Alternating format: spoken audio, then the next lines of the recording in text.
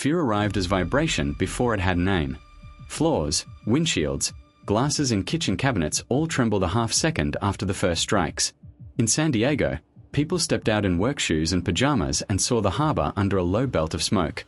A missile had torn through a communications hub near the port. The sound moved inland in one flat sheet, louder than thunder, shorter than an earthquake. Car alarms flared, died, and left the faint hiss of burning fuel. In Norfolk, the shock came as a slow shove through old brick near the naval piers. Somewhere close to satellite links and pier infrastructure, another hit bent window frames and rattled dishes. A 68-year-old woman sat down in her hallway, flip phone in hand, watching signal bars while every call to her son failed. Across Puget Sound, a tight flash marked an impact near facilities tied into undersea cables. The delayed crack reached ferry decks and cul-de-sacs seconds later. On the Tacoma Narrows Bridge, traffic rolled to a stop behind a pickup whose driver stood in the lane, staring at the new column of smoke.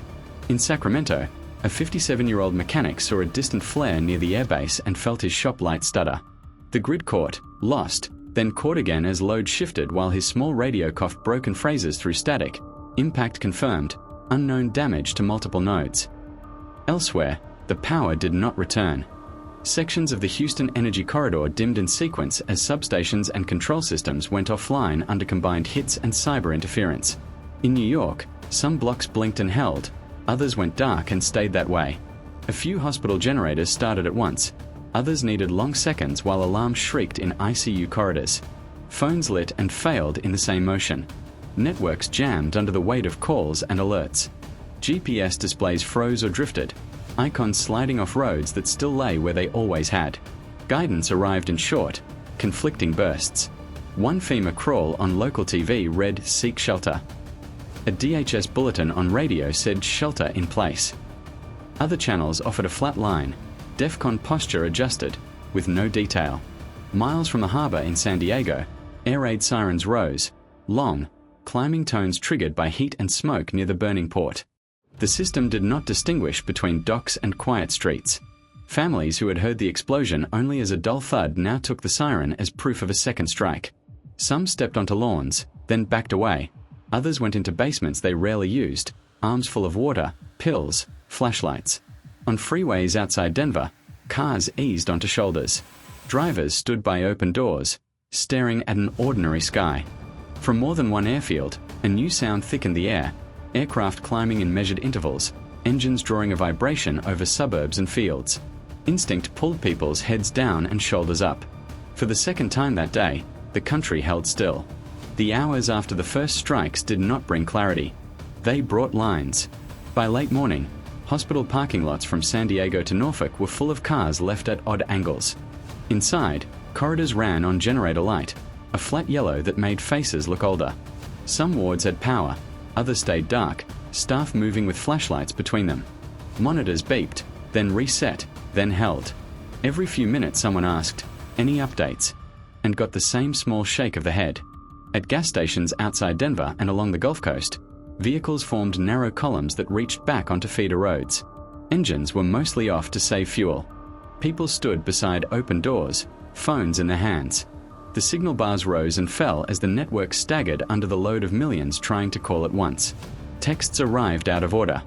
Voicemails stacked up without timestamps. Supermarkets filled but not with noise. Shoppers pushed half-loaded carts slowly, pausing at aisles for water, canned food, dry goods. Very few spoke. Overhead TVs played local news on mute, closed captions scrambling words from FEMA and DHS. Seek shelter, remain indoors, no confirmation of additional strikes. The contradictions sat side by side on different channels.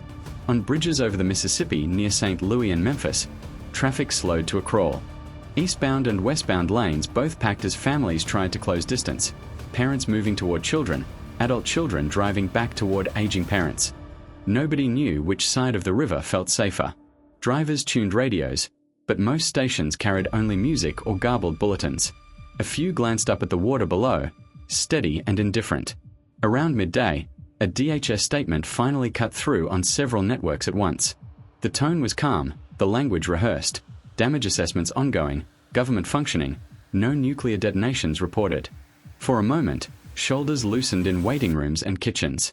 Then the audio broke on the words, We ask all citizens to, replaced by a hard crackle that didn't end. The empty clause hung heavier than any order. On the Midwest Plains, several small cities received an alert on phones and local radio. Possible follow-on strike, proceed to shelter. Sirens sounded in 2 counties, sending people into basements, school gyms, church halls. Minutes later, another message arrived calling it an error. By then, hundreds were already under cinder-block ceilings, counting breaths, not trusting either version. Across the country, queues became the first real pattern. Lines at pumps, at pharmacy counters, at ATM machines that might or might not still work. People stayed in them, not because they believed in the outcome, but because the act of standing together felt like the only clear instruction left. Night took hold before the country realized how dark it would become. The grid had been weakening all afternoon. By the 14th hour, large sections of New York, Atlanta, Detroit, and parts of the Midwest fell into uneven shadows. Some blocks had power for minutes at a time. Others glowed only from candles and battery lamps pressed against windowsills. Generators rumbled like distant storms. In hospitals, the sound became a floor-wide heartbeat, steady in some wings, faltering in others. When a generator in a Detroit ICU sputtered and dropped half its load, nurses moved patients by flashlight, 4s held overhead, repeating to each other, "It's coming back, it's coming back," even when they didn't believe it. Traffic hardened into static lines across major cities. With no functioning signals, intersections locked up as cars nudged forward and stopped again. Drivers leaned out windows, exchanging brief gestures in the dim. No one honked. The tension was too dense, the air too thin. Engines cut off to save fuel, leaving long avenues coated in mechanical quiet. Across neighborhoods, curtains closed in near unison. People moved the same way without speaking, turning off unnecessary lights, checking radios, testing batteries, pulling children away from windows. Entire blocks acted as though they had agreed to dim themselves, to avoid drawing attention from a threat none of them could see. A 45-year-old engineer in Texas sat in a basement with 6 neighbors. Their only light came from a small radio display glowing pale green. It caught pieces of national broadcast, NORAD, anomalous activity, and then static. Someone whispered, "Stay low," though no one knew why. Shoes scraped lightly on concrete as they shifted, listening for the next break in the noise. In Atlanta, a 63-year-old woman searched for her inhaler by the beam of her dying phone. Every few seconds she paused, hearing something outside, a distant siren, a neighbor's door, or perhaps nothing at all. The line between external sounds and imagined ones blurred in the dark. Farther north, people climbed to rooftops despite warnings, hoping the open air would offer answers. They saw the same thing everywhere, a skyline without definition, a mix of half-lit towers and blank silhouettes. Above it, a low, steady hum brushed the night. 4 minutes at a time, it sounded like approaching aircraft, but no shapes crossed the sky. When the hum faded, it left a vacuum that made the next siren feel sharper. Along major highways, families slept in cars or leaned against guardrails, waiting for traffic to thin. A few tried to walk toward distant exits, flashlights held tight to their sides. The smell of hot asphalt mixed with exhaust from idling trucks, the scent drifting low across the road like a veil. In several cities, people reported a rumble overhead, deep, drawn out, heavy. Some shouted that it was another strike. Others recognized the pattern of military aircraft pivoting north. The lack of official statements made the sound larger than it was, stretching fear across entire districts. Toward midnight, a faint signal broke into the national emergency bands. It repeated 3 times, each version more distorted. Additional strikes possible. The words felt submerged, traveling through layers of interference, but they carried. Doors latched. Lights shut off. Conversations dropped to whispers. The country moved into its first full night not with noise, but with a single held breath. The second day began under a sky that looked bruised, as if the night had pressed too hard on it. Control, whatever was left of it, slipped into gaps no one could fill. Washington flickered awake block by block, small pockets of electricity returning with a faint buzz. The moment lights came on, televisions, Reuters, and radios surged at once, overloading circuits already strained. Screens froze. Signals collapsed. People stared at the sudden blackouts as if struck again. In Baltimore, a low haze drifted between row houses. A 62-year-old man stood outside with a radio pressed to his ear. The static cracked, then delivered only one phrase, "Incident in Norfolk." It was enough to pull neighbors into the street. Word spread faster than confirmation. A new fire at the naval supply site, another plume rising along the docks. For many, it meant only one thing: attacks restarting. Farther west, in Sacramento, sharp explosions rolled across early morning air. Gas lines damaged the previous day finally gave way, sending fire into the sky above industrial blocks. Windows trembled miles away. People ran outside, then froze in the same instant, confused by the direction of the sound. For several minutes, the city moved like a disrupted tide, waves of residents leaving homes, then rushing back inside as sirens rose without context. Across Virginia, the Norfolk blaze sent up a thick vertical column, darkening the already muted dawn. The fire was localized, but no one believed that. Groups gathered at intersections, exchanging rumors, checking the sky. The smell of smoke drifted across neighborhoods still raw from the earlier strike. Local emergency operations centers ran on generators, their rooms thick with heat and diesel fumes. Staff moved between paper maps and half-functioning monitors. Messages arrived out of order, some from FEMA channels advising caution, others from DHS without timestamps. Between transmissions lay long pockets of silence that felt intentional. Exhaustion settled into the halls like dust. Over Texas, the stillness broke. Air defense systems near Lackland AFB tracked an unidentified object moving fast and low. When interceptors reached it, the sky lit in a brief, white burst, too bright to ignore, too quick to interpret. Civilians across San Antonio heard the shockwave and dropped instinctively. Some sprinted into storm shelters. Others lay flat on living room floors. Radios near the base cut to emergency tones, then went dead. From above, the country looked unsettled. Thin trails of smoke along both coasts, fragments of light pulsing through half-functioning grids, aircraft weaving steady routes across the continent without pause. The air carried a low, constant hum from military corridors. In the background of almost every transmission came the same fractured lines: unconfirmed strike, assessment pending. In Minneapolis, a 70-year-old couple opened a metal trunk untouched for decades. Inside were relics from the Cold War: masks, iodine tablets, a hand crank siren. They set everything on the carpet without speaking. The husband wound the small radio, trying to catch something clearer than static. On bridges over the Mississippi, walkers formed narrow columns, neighbors checking on one another, passing information, sorting truth from rumor. The river moved slowly beneath them, its surface reflecting the broken lights of cities that breathed in unsteady rhythm. Some districts dimmed intentionally, others shut down as a defensive instinct, entire blocks choosing darkness because light felt like exposure. In western suburbs, a 50-year-old woman handed bottles of water to neighbors clustered in her driveway. She whispered, "It won't happen again, right?" But no one answered. Everyone kept glancing east, as though danger traveled with the sunrise. Then the radios snapped with a new noise, a sharp, clean transmission slicing through the static.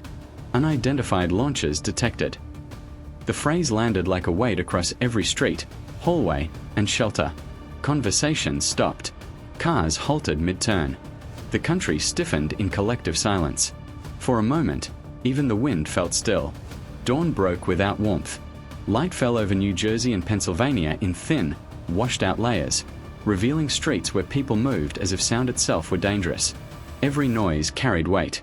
A dropped can, a closing door, the distant thud of a truck tailgate, each made clusters of neighbors tense, listening for patterns they feared to recognize. Near Pittsburgh, families gathered in basements and school shelters that smelled of dust, plastic mats, and old ventilation. A 45-year-old father held his children's hands while a battery lantern hummed overhead. Every few minutes someone asked if the sky looked clear. No one opened the door long enough to know. Along I-80, traffic was a frozen spine across the state, hundreds of vehicles abandoned or idling in place. A 58-year-old truck driver stood outside his cab, arms crossed against the cold, listening to a radio that offered only clipped warnings and weather updates from hours earlier.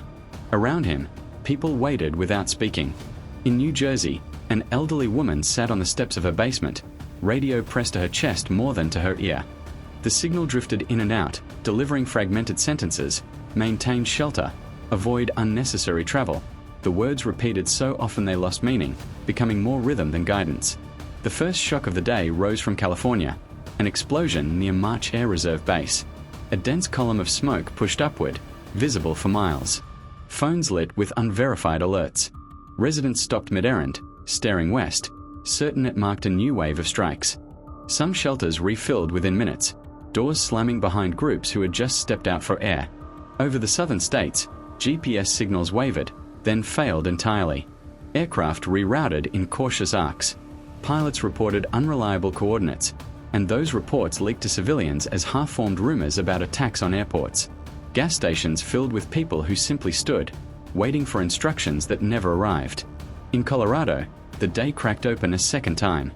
Air defense systems near the strategic facilities outside Colorado Springs intercepted 2 drones, one destroyed in the air, the other spiraling into a canyon. The echo rolled through the foothills like a slow drumbeat. Entire neighborhoods ducked into basements again, though no official order had been issued. Across the country, cities looked like scattered archipelagos, pockets of half-light surrounded by broad regions of dim silence. Stadiums, parking garages, and church lots became gathering points where people exchanged the few facts they had. Televisions in stores played old broadcasts on loop, emergency tests replacing missing anchors. Supermarkets stood nearly empty. Shelves were bare, yet people still walked the aisles out of habit, as if checking the absence itself meant something. On the streets, groups moved together in slow, deliberate steps. Every sound felt magnified: the hiss of air vents in shelters, the faint whir of battery fans, the low rumble of jets far overhead. Then a dull, distant thud crossed several states at once, too soft to classify, too broad to ignore. Conversations broke mid-sentence. Hundreds of cities paused in the same heartbeat. The country inhaled sharply and held the breath, waiting for whatever came next. Night settled again, heavier than the one before. Across the Midwest and Northern Plains, darkness felt dense, almost textured, as if the air itself carried the weight of the last 2 days. Lights were scarce, isolated windows, a few headlamps, the glow of sheltered basements. Everything else was muted. Even the wind sounded cautious. In North Dakota, the quiet broke first. A low boom rolled across farmland near an Air Force storage site, shaking thin walls and rattling dishes. A 66-year-old farmer sat in his hallway, towel clutched to his knees like a childhood blanket. He didn't move until the tremor faded. Neighbors stepped out onto porches, then retreated just as quickly, unsure whether the sound marked an accident, a strike, or something in between.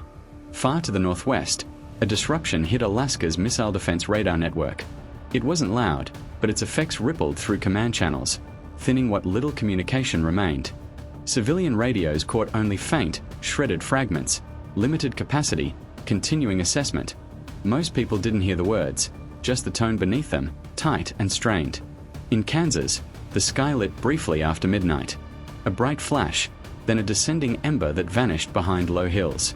Air defense units later confirmed an unidentified object had been neutralized. Civilians knew none of the details. They saw only the glow and heard the short, rolling echo that followed. Families who had begun to relax tightened their routines again. Lights off, doors locked, radios checked and rechecked. Cities across the country moved less. Streets that once buzzed with restless motion were now almost still. In Detroit, entire blocks sat in darkness. Residents gathered in living rooms with blankets and flashlights, speaking only when necessary. In Seattle, a 47-year-old IT worker listened to bursts of static on his emergency radio, telling himself that the lack of updates was better than the alternative. The hiss of the speaker sounded like breathing. In Atlanta, a 53-year-old nurse handed out the last of her medications to neighbors in an apartment hallway. The generator downstairs coughed every few minutes, threatening to quit. She kept her voice low, explaining doses by touchlight while children leaned against the wall, eyes wide and silent. Across countless towns, people moved through small rituals, checking water, tightening window coverings, turning off unnecessary lights, adjusting blankets, scanning the sky through narrow gaps.